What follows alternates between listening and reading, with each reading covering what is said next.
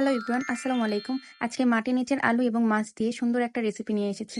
প্রথমেই আলুটা সুন্দর করে কুচি করে সিদ্ধ করব, তাহলে ওটার কষটা চলে যাবে। সিদ্ধ হয়ে গেলে এখানে আমরা পেঁয়াজ কুচি, আদা রসুন বাটা, হলুদ, লবণ, মরিচ এবং মশলা কষিয়ে পানি দিয়ে দেবো। যখন পানির উপর তেল ভেসে উঠবে তখন সিদ্ধ করা এই আলুটা আমরা দিয়ে সুন্দর করে কষিয়ে নেব। যত কষানো যাবে তরকারিটার টেস্ট তত বেশি ভালো আসবে। এখানে কষানোর সময় কোনো পানি দেওয়া যাবে না। কষানোর পানিতে এটা সিদ্ধ হয়ে যাবে। ভালো মতন এটা সিদ্ধ হওয়ার পরে আমরা এখানে দিয়ে দিব পানি। পর্যাপ্ত পরিমাণে পানি দিয়ে এটা আরেকটু সিদ্ধ করে নিব। তরকারিটার যখন ঝোল এরকম গাঢ় হয়ে আসবে তখন আমরা এটার মধ্যে মাছ দিয়ে দিব। আর আমি যেভাবে রান্না করছি এটা অবশ্যই সেম একইভাবে রান্না করবেন। সবার হাতের রান্নাই অনেক টেস্ট, এক একজন এক এক পদ্ধতিতে রান্না করে, এই আর কি। এই তো আমাদের রান্না শেষে আমরা এখানে জিরার গুঁড়া দিয়ে দিব এবং গরম মশলা দিয়ে এটা আমরা সুন্দর করে ভাটিতে রেখে দিব। আর এই তো আমার তরকারির ফাইনাল লুক।